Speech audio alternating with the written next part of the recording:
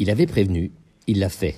Ce week-end, Donald Trump a mis à exécution sa menace de s'en prendre aux 3 principaux partenaires commerciaux des États-Unis en imposant 25% de droits de douane sur les produits provenant du Canada et du Mexique et 10% supplémentaires à ceux déjà existants sur les produits chinois.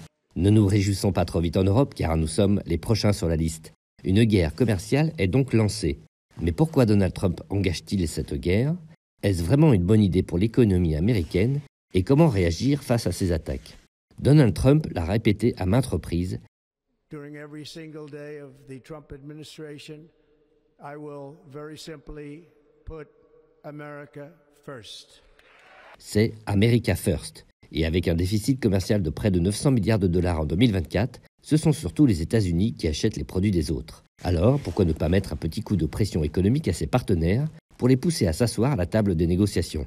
Donald Trump veut aussi redonner du pouvoir d'achat aux Américains. Dans ce cas, les droits de douane ne sont peut-être pas une si bonne idée.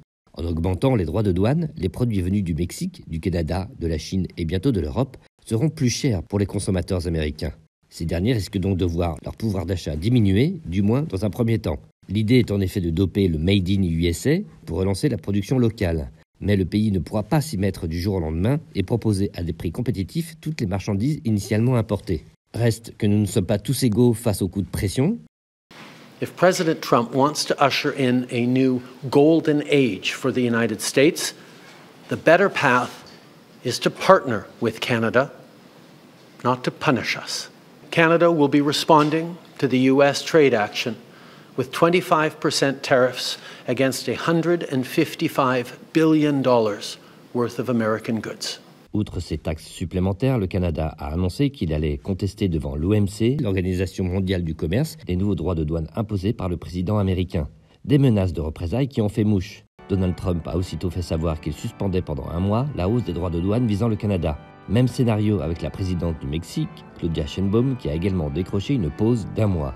La guerre est à peine déclarée que les belligérants sont déjà autour de la table des négociations.